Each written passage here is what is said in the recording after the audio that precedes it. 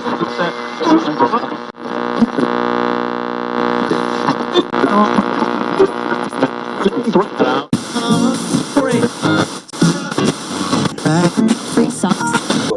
live. We're live.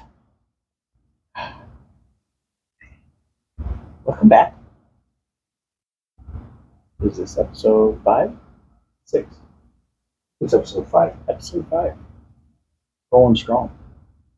5 and how long? How many months? We roll hard. Every 6 April. April, May. Yeah. About every 4. Welcome to our 4-month anniversary of not posting shit. Well, how's working at home going for you? Are you on year 2 now? Yeah. It's probably more cons than I would say pros. Yeah. Yeah. What do you say is the biggest con besides the government when it comes to working at home? I don't know what the biggest one is. When there's a handful, I think and in no way am I comparing it to like actual physical labor jobs, but the fucking physical toll of fucking working at home. It is a big one. I think the mental toll from working at home. Mental and physical, yeah. I used to love dogs. Now I just like them. I used to like people. Now I don't. Yeah, I was always on those never liked people. Now it's I would probably say, contrary to what you used to see, I'm more of an introvert. And you can go deeper than that working at home. Yeah. Because I literally only see my family. Now that school's back in session, I see them for a couple hours. And I look forward to going to Costco every Saturday at this point. It's sad.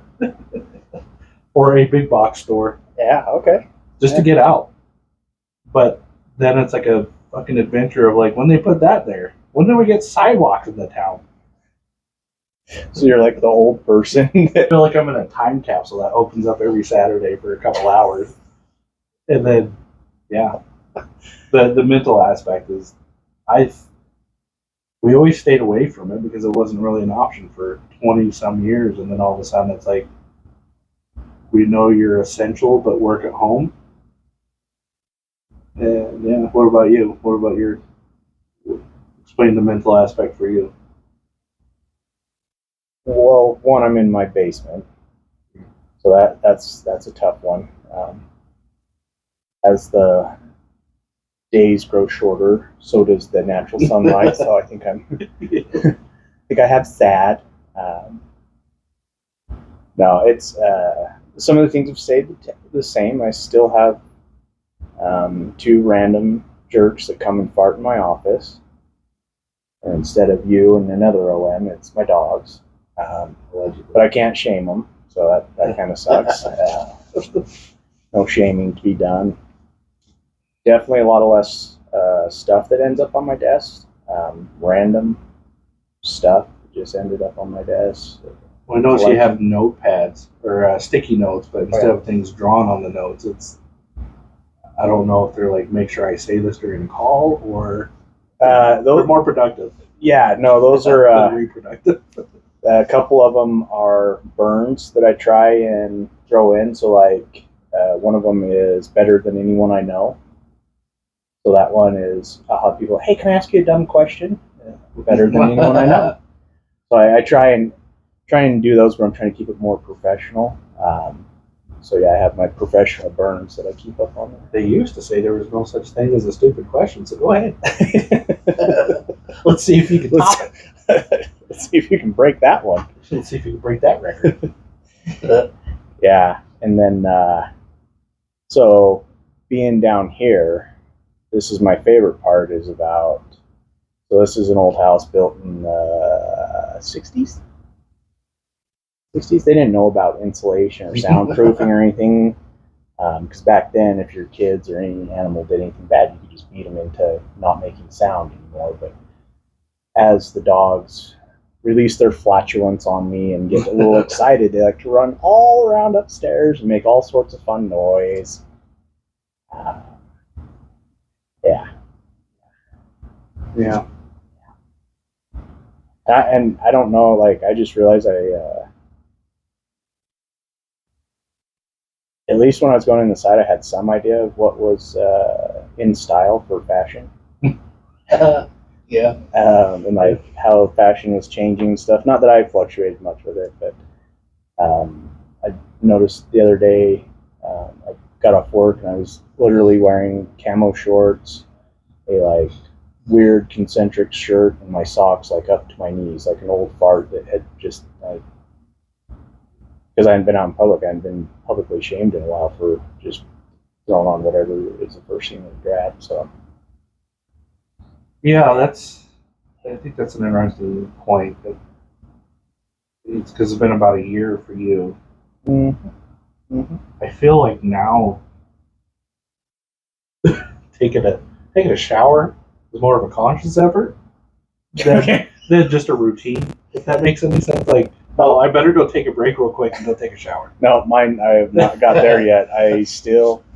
There's a couple calls that are early AM calls. I'm like, okay, I'll take this call and I'll let the team know, hey, I'm going offline, and then run up and shower. But no, I haven't got to that point. I think that's the key there, is that you're at the mercy of work at home means you work other people's schedule. Yeah. Versus going to a site, you work whatever shift you were assigned to. Here, it's even though you're off, you're not really, because you're checking your phone. You could be called right back to your desk 5 feet away. Well, and the hard part for us is we're in Mountain Standard Time Zone.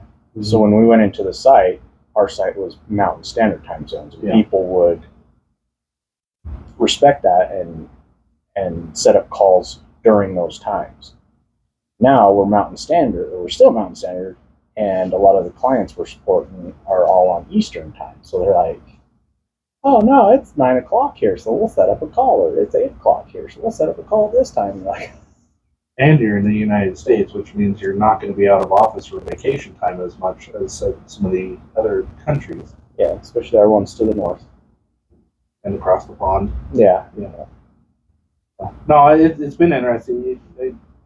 When you're forced to go, you just feel like you just gradually decline. Like you said, you come up and like, oh, I haven't shaved today. Dude, or shaving has been the worst for me, dude. I just barely shaved today. I shaved for this podcast. I was gonna say I shaved for court, but like before that, it's like I won't realize it until whiskers are hitting the mic. I'm like, I might need to go ahead and shave that. Yeah. No, I probably look like the Unabomber coming out of my house because I just got like scruff everywhere. Your fucking hair's all like, just kind of puffed up. You can see the line from where my headset is. Like, God forbid if you're a modern person and wear a hat on a.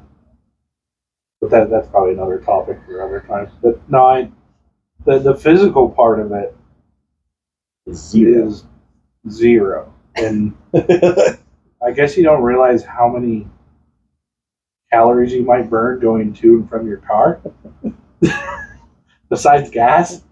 So it didn't help. I think since the last time I quit smoking, I don't remember the last time I smoked. It's been that long, but I know it's only been 4 months. I think I quit smoking afterwards, or the vapes, if you put it in the same category. I don't, but so there's that part that you're contending with too. So your exercise consists of going to take a piss, maybe take a shit, maybe hurry up and go brush your teeth, run to the microwave, maybe, or maybe let the dog out. Yeah, see, I'm pretty good. I practice the 20-20 rule, where like every 20 minutes that you stare at your screen, you log off for 20 hours and you don't come back. What are you? Oh yeah, you work in IT.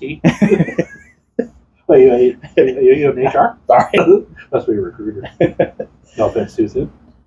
No, that's what I've hated the most is in the center you could get up and do walkabouts and kind of go over and talk to people and get some of your information needed that way. So I'm going to slowly set up mannequins like he does in I Am Legend and do my walkabouts like, hey, how are those TPS reports coming today, fellas? And then walk upstairs, have another set of mannequins. See, at 1 year you have mannequins. At 2 years you have a fucking ball with like a handprint named Wilson. It'll be the ball that my dogs keep chewing up. It'll be all slobbery and shit. I just have an old Rockstar can that I haven't crumpled yet. It's half full of urine. My hardest part, calls I join, it doesn't recognize my team settings that I have. Mm-hmm. So it automatically puts you off mute when you join it. I'm used to automatically being on mute. So there's a lot of times I won't check and I'll be like, what the fuck is this shit? And then someone will mute me and I'm like, what? Put it burp. Out louder. Yeah, I think I have pretty decent microphone discipline, but there's a couple times where like I have a cloth. It's like a lens cleaner, but it goes over my webcam just in case for some reason. Because if you come off a call that you're using your webcam and go to another one, sometimes it'll save that last usage setting. Yeah. So I have my webcam doesn't have a privacy cover on it now, so yeah, I had that just in case. Now I forget. So a lot of us are encouraged to be on camera, and it's funny. It's like talking to children right now. You're gonna go to the bathroom before we go, and when we're on a trip, none of this. You gotta act like you're enthusiastic. Like I'll get pings and it's like, hey, we can see you texting. Oh, sorry, I'm totally engaged. Sorry. That's the hardest part is that it's so easy to get distracted. Like, I'll be like, all right, on my, in between calls, I'll be researching something on a Freedom Seed shooter or something like that. It's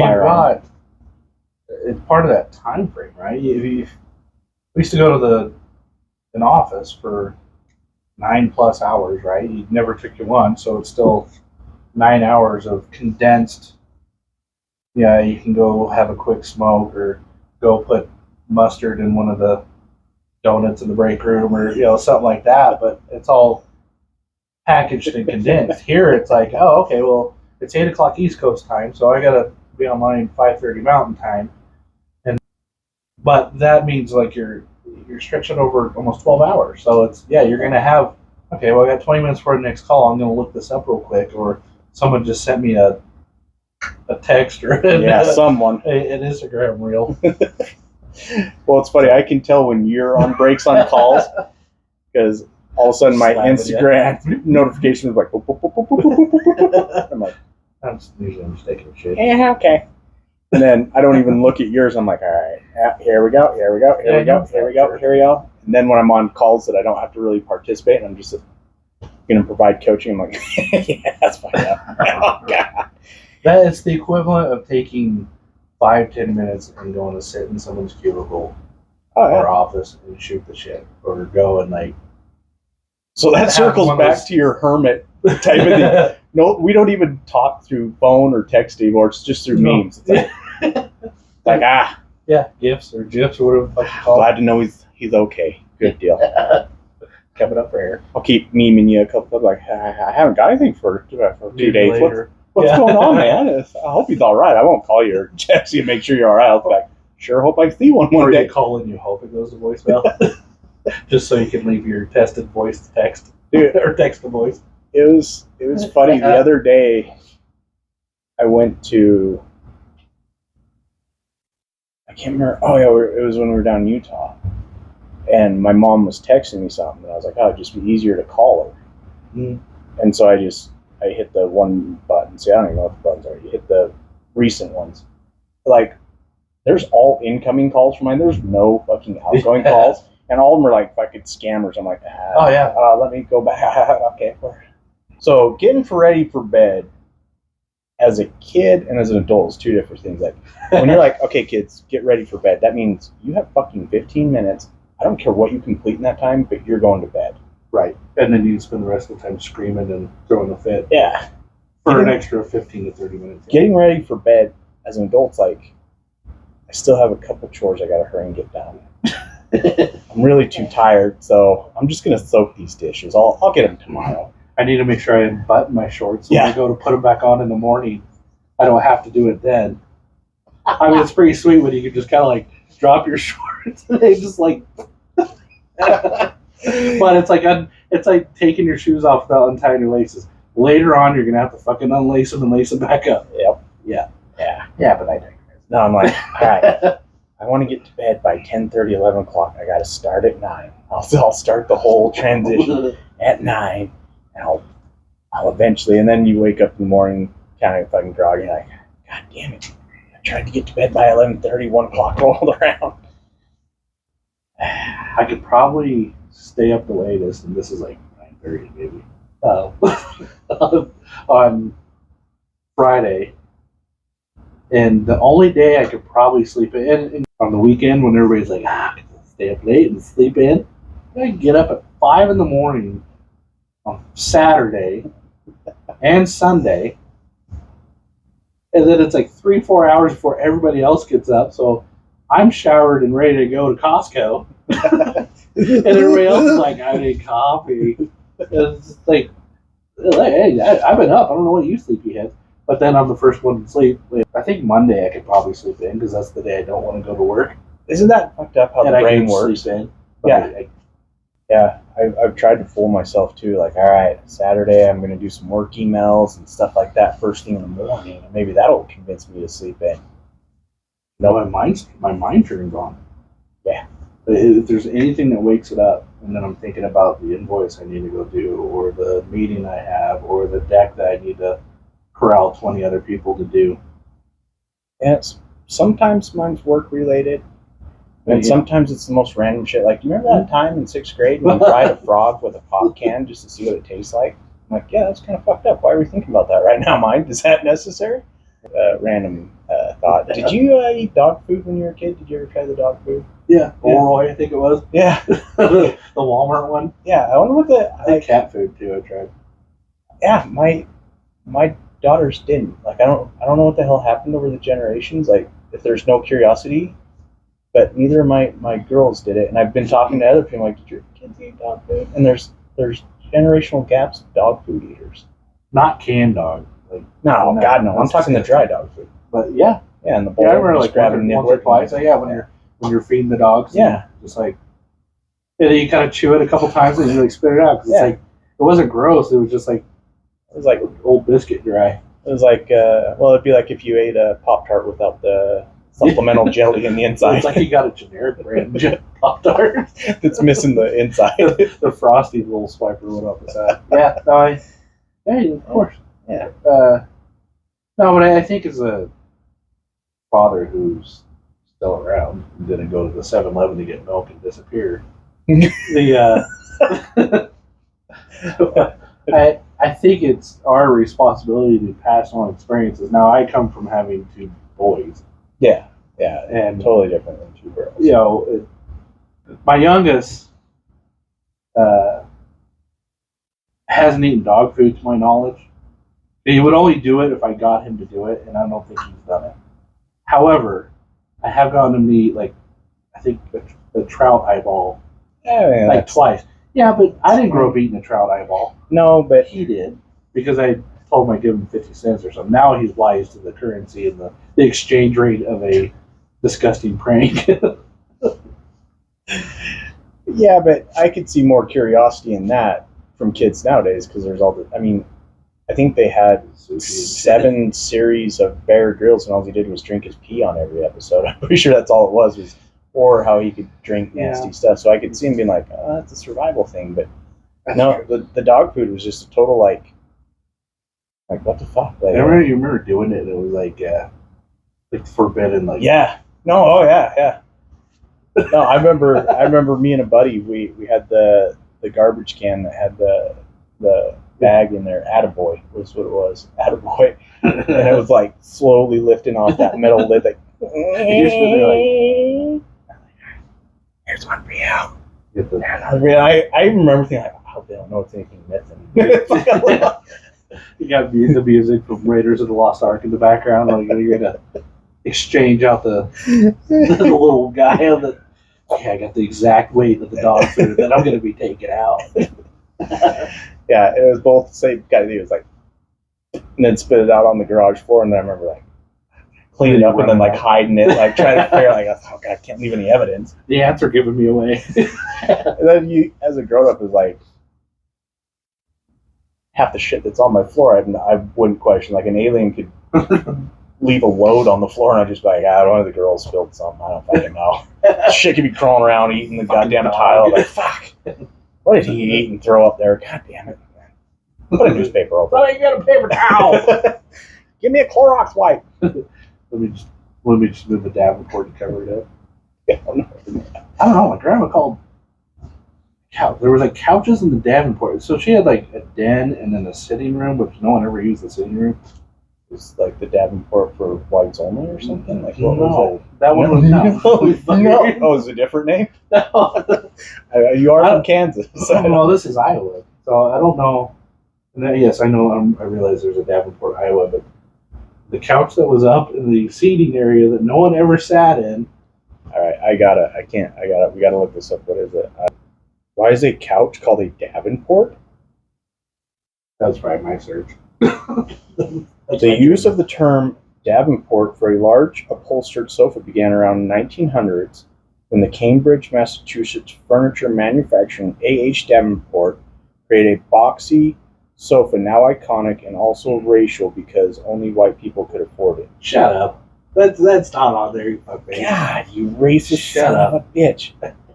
If living in North America, a Davenport is most often is referred to as a large lounger sofa. The British term means writing desk. Yeah, so fuck off. Now you know. Wow. Knowing's half the battle, as they used to say. So, Do they have a Chesterfield? I'm going to start calling it a Chesterfield. Hey, help me move the Chesterfield. come sit with the Chesterfield. Futon, a secretary. Can you imagine calling? I fell asleep on the secretary last night. What? Yeah, the fucking record stopped. Yeah. Okay. Yeah. And this article was from August 23rd, 2023. What? I wrote that for a cable. Yeah, I was going to say, wait a fucking minute. There's a whole book on Davenports. Is that the New England Journal of Medicine? I don't know what I still don't know what the difference between a comforter and You got a duvet and a Davenport, it man. it might be, yeah. Or, you know, Chesterfield. your fancy doily, also known as a paper towel with holes in it. No, a doily isn't the same thing as a paper towel. A doily is I know, it's a fancy decorative shit. Yeah. It has holes all over it. Yeah. It's like one of the fucking covers that are meant to cover you and keep you warm that have a bunch of holes on them. Like an Afghan? How does that keep you warm? Because it's made out of wool. With holes on it. The surface so you don't cover get too area. hot. Yeah. So you don't get Then too take hot. it off. No, it's the perfect comfort. It allows. That was the first breathable blankets. Was the Afghan. If it was a true Afghan, which would have been made out of Afghan wool, from the Afghanese tribe. That's one thing. Just get rid of it.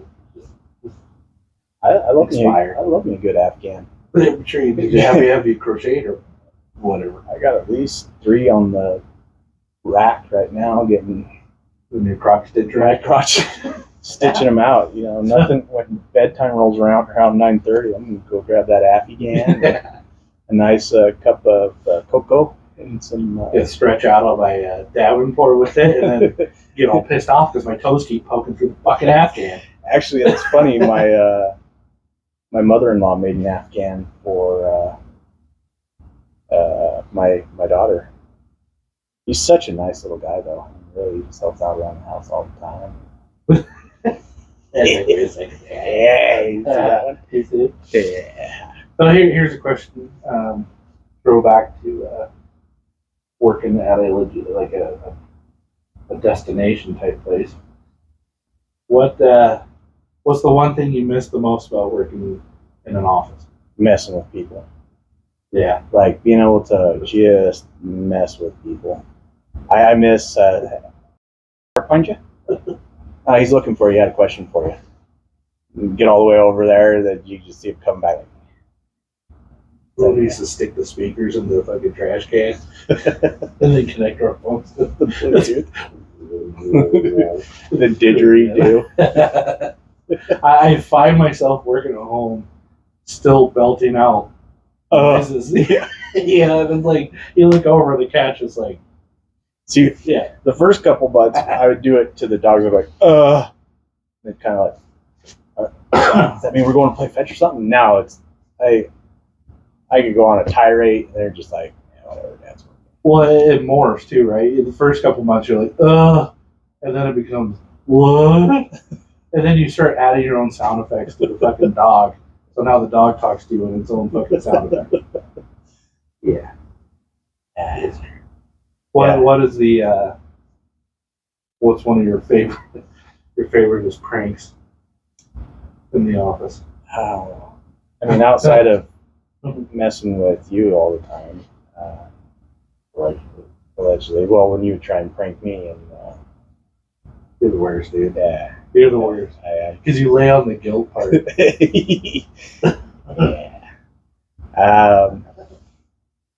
Yeah. I don't know if my favorite prank trying to slip the hot dogs into people's pockets. That was like a timeless classic. Yeah, I did that for years. That was a good one. I wish I would have known that earlier on in my my other career. So probably one of my top pranks and earliest memory of that particular type of prank was a buddy of mine who was a supervisor in the earlier days of it, and we had a cookout, cooking standard hot dogs, because it comes out to be like 26 per person, 26 cents. And at some point, so I used to do the pocket slip, right? Yeah.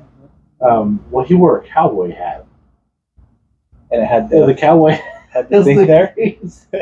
And I put it in there, and then I had to go do something for a while. And he comes over, and he's like, and this is probably like, by then I had forgotten about it. And he comes over, you son of a bitch.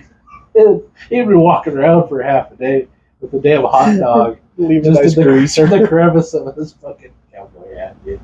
It was awesome. But yeah, I used to stick in the people's pockets all the time. One of the ones that when I was an agent that I wasn't yet a trainer. I was PRT or whatever they were, not fully trained. The little presentation pointers, clickers, and they had the USB thing.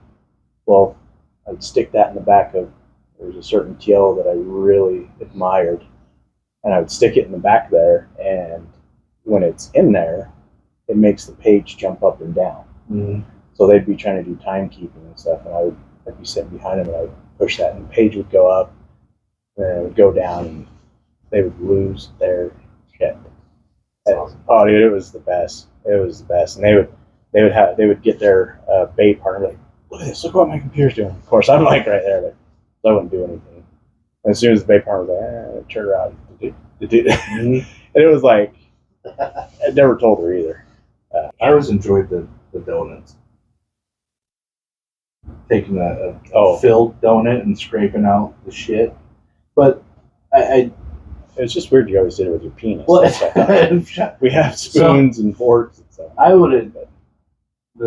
think part of being a good prankster is that you have to accept that sometimes you will not get to see the results of it. Oh. So to this day, I don't, we probably did it 3 or 4 times, and I don't know whatever happened to any of them, but if it was red, it got ketchup. If it had the yellow ones, the lemon that everybody hated, somebody always inevitably took a bite out of it, and it would have mustard. And I don't know. The only one I remember finding out, I didn't get to see the reaction or anything. It was telling us that, how did she say, the cake was bad and it tasted like mustard.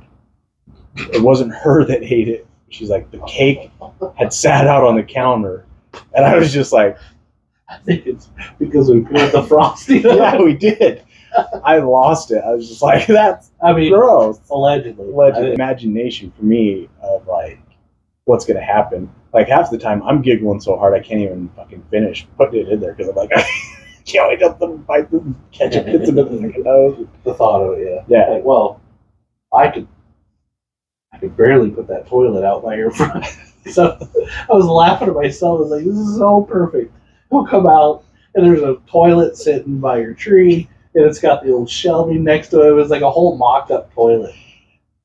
And, I will never get to see it, but it's fucking hilarious. See, and I wish you were my 2-3 days go by and my neighbor was still fucking. See, and I wish you were my neighbor because what I would have done is woke up early, put it in your yard, and sat there naked taking a dump, waiting for you to come out. If I lived closer, yeah, there was so much potential left on the table with that. Yeah. Okay. I'll read this. This is like fourth down. U.S. driver pulled over with huge African bull riding shotgun in car. What's an bull? What? Like bull animal? You want to talk about this huge African bull? I mean, what is there to talk about? It looks like a damn cartoon. Or remember when you had to travel back to Kansas, and I would send you. Do you want to talk about what you'd send me? Yeah, because the STD of the day. No, that wasn't that one. Yeah, it was. Was it? Oh yeah. Yeah. Okay. Yeah, it was the STD of the day, and I was like, how many more can he find? And sometimes I got a lucky lunch one. So, okay, well, there was another time we traveled for some reason, and I sent you a picture of animal testicles, like ridiculously large one. And what comes to mind with that is that there was one, and it was over in like Southwest Asia or India or something like that, and it was like a giant pig. I remember because it's in they're tiny little truck things that they have there. Yeah, and they had the rails on the back, and then for livestock, and it had like a giant pig with his big old balls hanging out. That's what that reminds me of, is an oversized animal who's in a small vehicle that should not be in it. I'm trying to wrap my head around STD. Why you have so many pictures of animal testicles on your phone? No, well, I did it. I'm trying to. I had to take a break and go. See, so download those. This picture, the bull is almost the size of this Lincoln Mark 8. This looks like Mr. Incredible driving his little small ass car. I pity the fool. But there's warning labels for a reason, and there's don't do this for a reason. But what was this guy doing? Like, I've seen people have animals in a car. Like, I've seen sheep in a car. But they fit inside of the car. This is not a convertible. No. So that means there was a hole cut in the top of this. What caused this person to? I don't know a meth dealer that's going to be like, yeah, I'll trade you a bump for a giant African bull. Get it over here, buddy. Like, what inspired this guy to cut a hole in his Lincoln Mark 8, jump on the freeway? Shock value. So, speaking of giant dinguses, if you look at that picture, he's going eye to eye with this thing's dingus.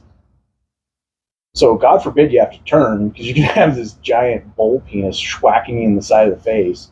That would be the news article I would want to see, is giant bull penis schwacks man in face, causes 14 car pile up. Like, undo that onion. And a Tesla.